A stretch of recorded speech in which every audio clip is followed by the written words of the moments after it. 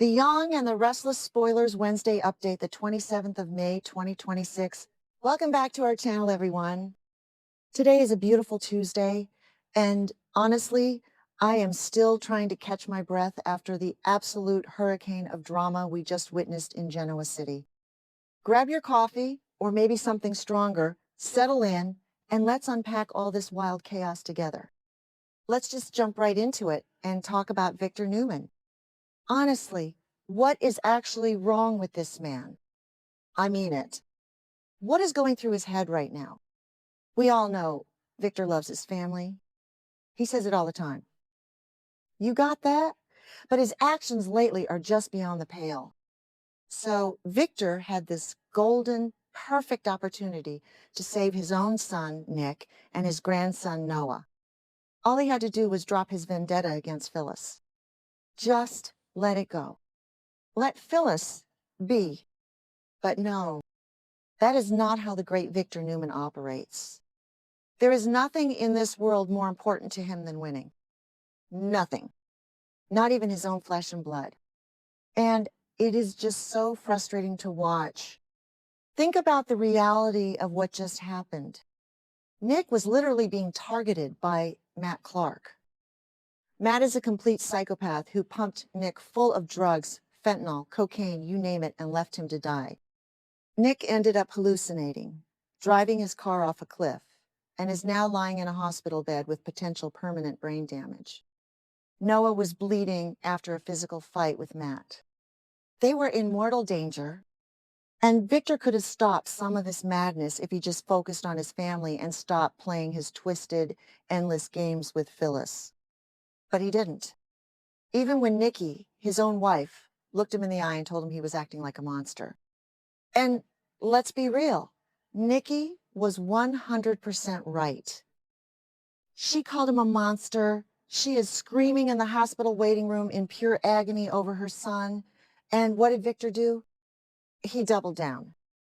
He went after Phyllis even harder. He has this brand new weapon to use against her. The AI evidence. He literally sat in a courtroom with a blank, emotionless face while Christine Blair got handcuffed and dragged away, all to protect his own empire and set a trap for Phyllis. He thinks he has completely won. He thinks he has defeated Phyllis once and for all. He is putting the squeeze on her, making her lose her mind and her company. But at what cost? Nick is fighting for his life, the Newman family is shattering into a million pieces, and Victor is just calculating his next corporate takeover. It makes you sick. How can a father prioritize a corporate vendetta over his son's life? But maybe I'm being too harsh. Maybe Victor genuinely thinks he can handle everything at once. Okay, that sounded dramatic, but you get what I mean. He always thinks he is the smartest guy in the room, playing some grand game of chess while everyone else is just a pawn. But this time, his family is paying the ultimate price. And speaking of Victor's endless vendettas, let's pivot to Jack Abbott. Because Victor's wrath is never just contained to one person. Oh no. Victor is furious at Jack right now. Why? Because Nikki was mad at Victor, and she didn't immediately run back into Victor's arms to tell him how wonderful he is. So, in Victor's twisted narcissistic logic, Jack has to pay. Jack is the scapegoat for Victor's marital problems, which honestly is so typical of this show. Victor can never just look in the mirror and admit he messed up. But here is where things get really, really weird. Let's talk about Patty Williams. Patty Williams. What a wild card she has become. A few episodes ago, we saw Patty drugging Jack, luring him into bed on a boat so that Diane would walk in and catch them. It was a classic, messy, old-school soap setup. And it worked perfectly. Diane caught them. She's furious. She's threatening divorce. And Jack is in a total panic. Patty was totally playing for Team Victor in that moment, helping him destroy Jack's life. But now the writers are flipping the script on us again. Suddenly, Patty is worried about Jack. She is actually terrified for him. Maybe she realizes that Victor is going to go too far. Or maybe her old deep-seated obsession with Jack is kicking back in and she wants to protect him. I don't even know anymore. Her mind is a total labyrinth. She goes from extorting Victor for $2 million over Matt Clark's location to suddenly wanting to save Jack Abbott implementation. It is exhausting trying to keep up with her. But she reaches out to an unexpected ally. She makes a desperate call for help to protect Jack from Victor's wrath. Who is this ally? Is she calling Paul? Is she calling someone from the underground?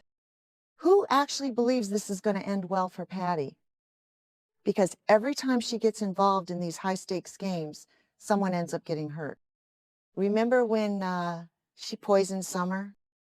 Patty is dangerous, but you have to admit, it adds a crazy layer to the story. Patty going from Victor's pawn to Jack's secret protector. It's clunky, it's chaotic, but I am kind of here for it. I just hope Jack realizes what is happening before Victor crushes him completely. Now, let's shift gears to the most heartbreaking part of the week.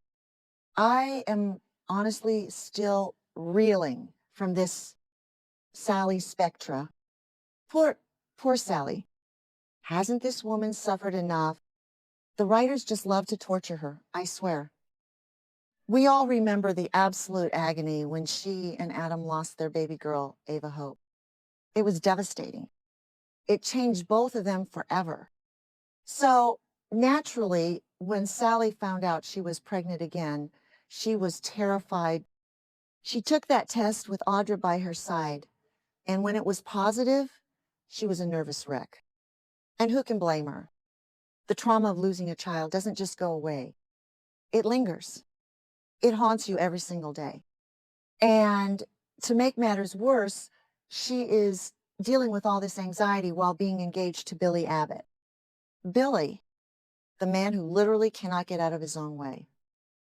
Look, I want to like Billy, I really do, but he makes it so incredibly hard. Sally is in a critical health situation. We know she had that horrible car crash in the blinding rain after Billy and Jill questioned the paternity of the baby. They pushed her to the brink. She crashed her car, she miscarried, and she is now in a critical, fragile state, both physically and emotionally. Her world is completely shattered. So what does Billy do? Does he sit by her bed and support her? Does he let her process this massive tragedy on her own terms? No. Billy crosses a massive, unforgivable line. He goes and tells Adam about Sally. He tells Adam about the pregnancy, about her critical condition. Why?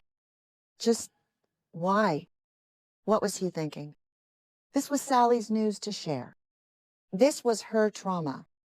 She and Adam share the profound grief of losing Ava. If anyone was going to tell Adam about this new pregnancy and the subsequent tragedy, it should have been Sally. It was her right. It was her agency. But Billy just strips that away from her. He takes her story and makes it about himself, because that's what Billy Abbott does. He thinks he is the main character in every single play. He thinks he is the hero, the tragic figure, the center of the universe. It's infuriating. You'd think someone who lost Delia would understand the sacredness of a parent's grief, but no. Billy just blunders in and ruins everything. It just makes me so mad. Sally is lying there, completely broken, and Billy is out there spilling her deepest, most painful secrets to her ex. And you just know Adam is going to lose his mind. Adam still loves Sally, deep down. He has been spiraling himself, dealing with Nick's addiction, fighting Matt Clark in Vegas, getting locked in a storage room. Hearing that Sally was pregnant and now is in critical condition, it's going to break him all over again. And Billy? Billy will probably just stand there looking confused as to why everyone is mad at him. He always does.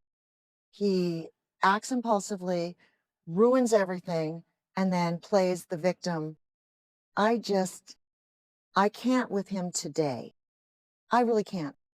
Sometimes I wonder why the writers keep putting Sally with these men who just don't know how to protect her heart. She needs a break. She needs, he thinks, a year off just to go to a spa and not deal with any Abbott or Newman men. Let's zoom out for a second and look at the bigger pattern here.